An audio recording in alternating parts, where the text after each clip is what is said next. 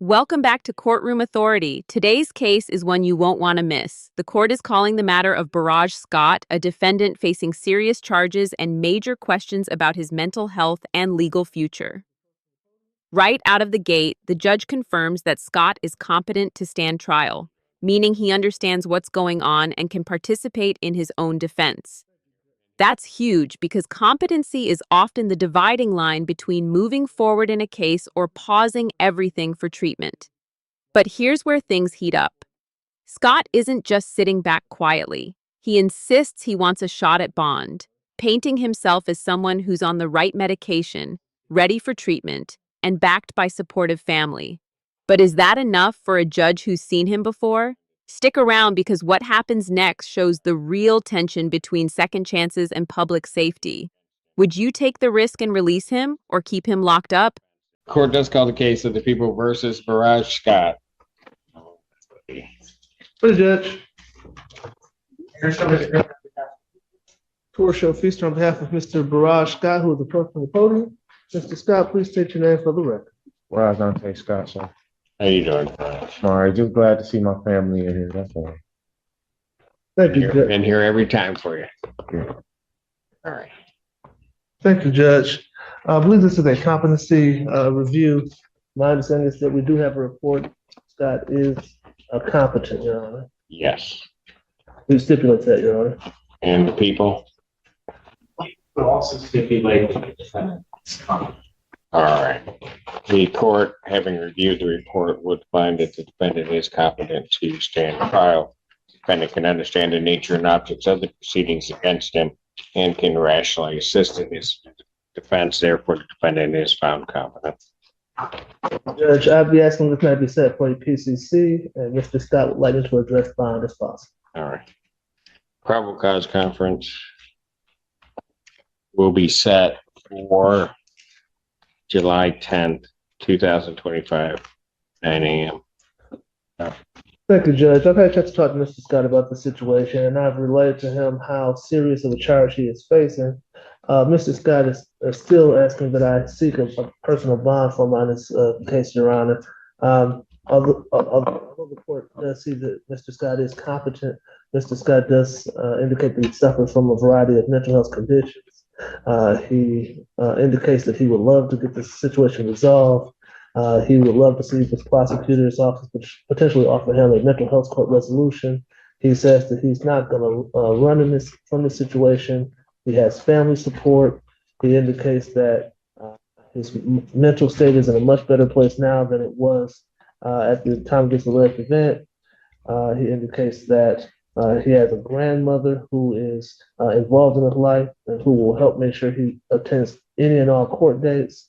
He indicates he will go to any outpatient or inpatient treatment that the court does require. He also has no objection to being on a tether. He indicates he's willing to just address everything that's going on in his life, Your Honor, that he will not be a problem for Your Honor should the court release him.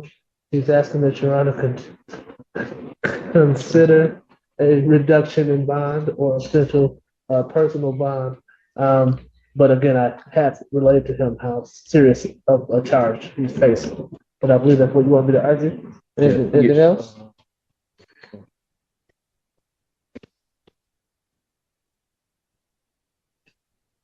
Mr. Scott says that he's on his medication now, and he's obviously much better when he's on his medication than he is when he's off his medication, and he will stay on his medication should the court allow him an opportunity to be released.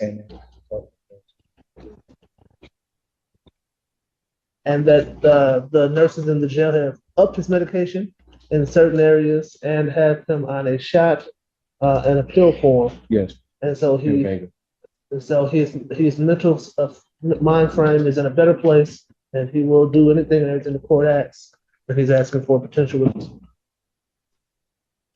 Response.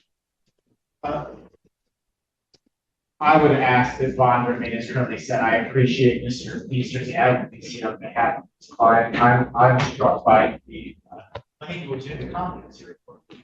Mr. Scott affected a volitionally uncooperative response out during the evaluation process and attempted to feign legal knowledge, memory deficits, and symptoms of severe candidly, if you're uncooperative in the underlying competency evaluation, given his criminal history and the facts of this case, I believe that he is a danger to the community and as Nothing further, Judge. All right. I am going to deny the defendant's request for a bond reduction in this case. I think the bond is set appropriately. I would further indicate that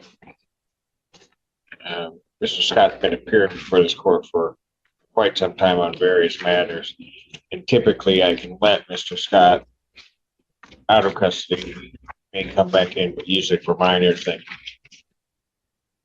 Mr. Scott was in custody. I took a chance, released him. He did not make it a week before this came up. Mr. Scott was arrested. So I'm not going to take that chance again, especially since it's You understand what he's saying a to you? violent case. Hold on, do you understand what he said to you? So He said that he let you out. This happened a I week later. know, but he keeps saying the same thing. Okay. Saying the same thing that he's saying. Okay. He's not.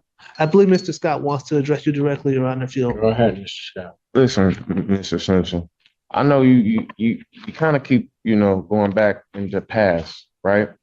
But this is my life. You know what I'm saying? My grandma's here. My family's here. People are making me look bad. Even a competency hearing, they're making me look bad. I answered everything what I was supposed to answer the right way, and the prosecutor saying I was I wasn't cooperating the correct way, and I was. It seems like I had to take 2 competency tests. And the first one, he just said what he wanted to say. I'm asking if you release me today, because I got to go see Slay today.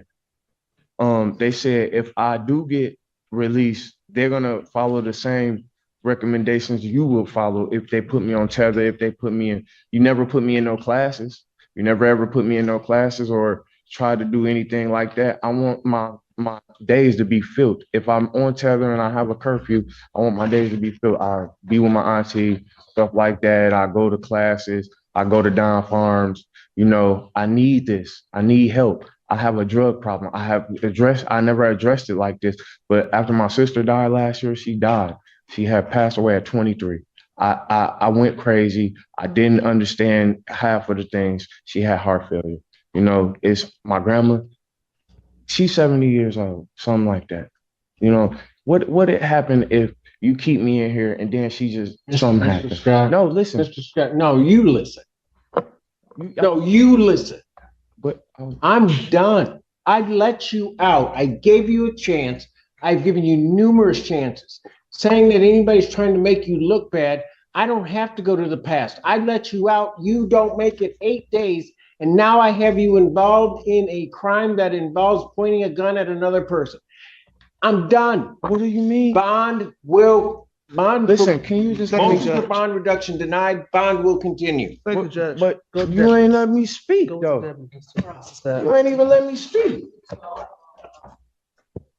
Thank you, Judge.